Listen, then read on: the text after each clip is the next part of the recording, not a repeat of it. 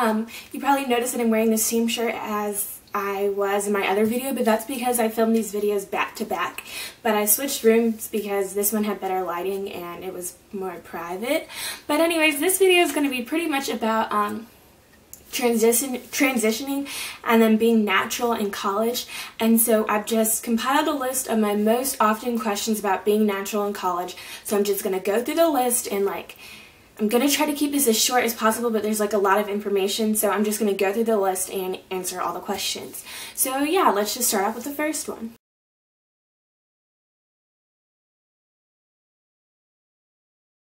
Okay, how did I transition in college?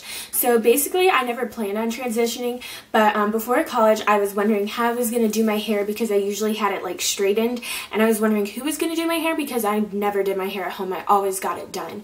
So before college, I was on Tumblr, on the internet, looking for things to do, and I saw this picture of this girl with really long, gorgeous box braids, and so I was like, oh my gosh, I want to do that. So it was my first time doing it, and I got them done, and I loved them. They were great.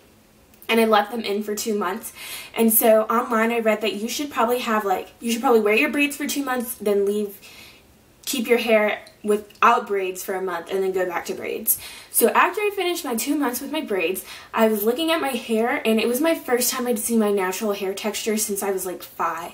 And so I was like, whoa. But I can't remember if I had a good or bad feeling about it. I was just pretty much whoa, that's weird. I've never seen that before. I don't remember thinking it was bad. I don't remember thinking it was good. I come home for Christmas break, and then I just decided to do the big chop. So yeah, basically, if you're transitioning in college, honestly, I would recommend either braids or doing the big chop, just because a lot of transitioning styles do not look that good, and that's just my opinion. I look back on some of the pictures I have in between when I took my braids out and then when I actually cut my hair, and my hair looks so bad. You don't think your hair looks bad, but once you big chop, you're like, wow, my hair looks so much better even though it's so short compared to how it looked before. So what I would do, or what I would have done in the past, was I would have done the braids, waited a month, and then done the braids again. So I'm basically saying I would have transitioned longer. But I definitely recommend getting braids or Senegalese twists or anything else like that, because I think those are really cute even if you're not transitioning. So it saves the hassle of having to do your hair, because when you transition, you're going to have to keep restyling and restyling your hair because it's not going to hold a style.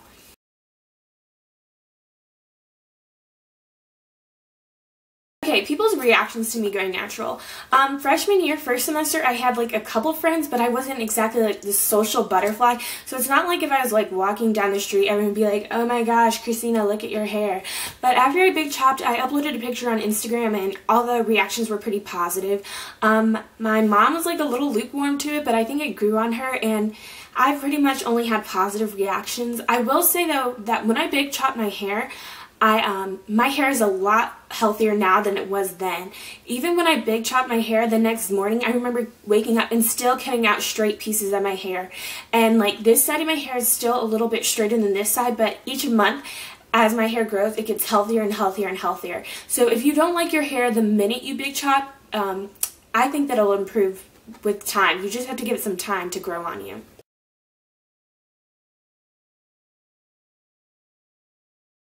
Okay, so the pros to going natural in college are pretty much that you get to decide when and how you do your hair. You don't have to schedule your hair appointments. You don't have to try to fit in a social life and studying and all that stuff along with hair appointments. So that's just nice. Another pro is I feel more like myself with my hair being natural. When I had straight hair, I used to whenever I took a picture, I always hated the first 10 pictures. But whenever I take a picture now of my natural hair, I just love it. I feel like it reflects me. And then having straight hair clashed with a lot of the outfits I wore, which sounds weird, but curly hair just complements the outfits I wear. So those are two pros. Another pro is increased confidence. If you were like me and you're really attached to your straight long hair, once you cut your hair off, you have you're going to get through that awkward phase, and then you're just going to grow more and more confident. And so I think that definitely, even if you're not trying to go natural, everyone should have one major haircut in their life to stop them from being attached. And then the last part of going natural was first semester was definitely difficult for me. So cutting my hair off was actually like an emotional experience. Like it was like cutting off the old me and finally transitioning into like a new me, starting this new college and starting this new experience. So those are things that probably don't make sense to you now if you've never big chopped, but if you have big chopped, a lot of people will tell you that it is really an experience that like encourages you to grow, not just like through your hair, but it encourages you to grow as a person.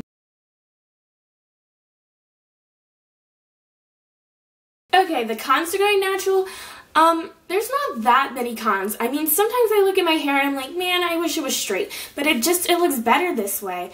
Another con I can think of is like having to spend time on your hair. A lot of people think that natural hair takes longer than straight hair. Maybe it does if your natural hair is very long, but for now, no, it does not. It just seems like it takes longer than straight hair because usually when you have straight hair, someone else is doing your hair for you. Like, sometimes I spend 2 hours to 3 hours on my hair and I'm like, whoa, that was so long. But then I think about it, I spent 3 or 4 hours in the hair salon. So it's not a longer length of time, it's just you doing more work. And sometimes with studying and stuff, it gets a little old having to do your hair. Another con is when your hair is straight, usually it's long enough for you to put in a bun if you don't feel like dealing with it. When my hair gets messed up and it's like to the point of no return, I just have to give up and wash it again. There's no throwing it back, but that's a con that will like go away over time once my hair gets longer. And then the last con is just having to buy your own products. Like I said, if you have straight hair, usually you go get your hair done. But if you do your hair at home now, you're going to have to buy more products. But I don't really use that many expensive products, and even if I do, it's still a lot cheaper than it costs for me to get my hair pressed. So it all evens out in the end.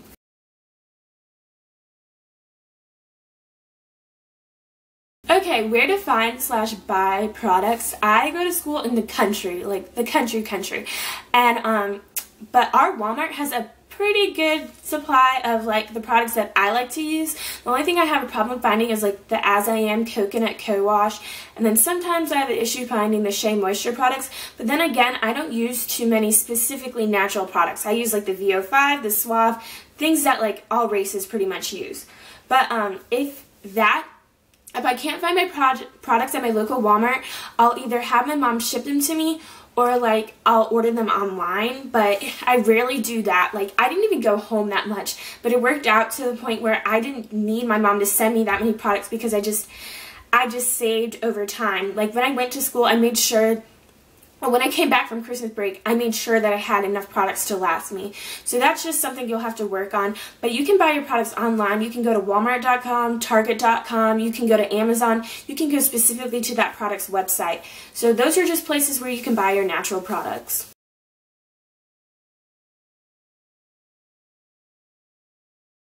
Okay, so the last question is, how do I do my hair in college and when do I do my hair in college?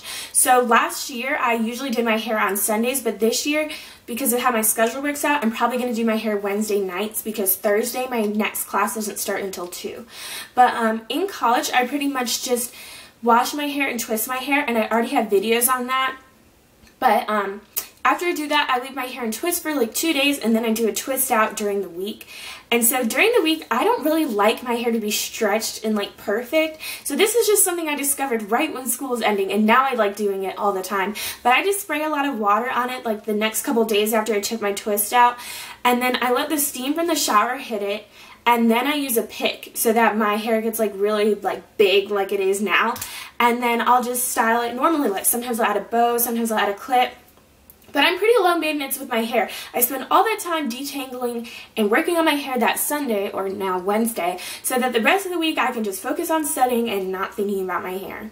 Okay, so I think I pretty much answered any of the main questions about being natural in college, but I'm pretty sure that like it's impossible for me to go through every single one. So if you have any additional questions, feel free to ask me and I'll definitely answer them for you. And I can always make a second part to this video if anything big or major is missing from this video. But yeah, so thanks for watching and I'll see you guys in my next video. Bye!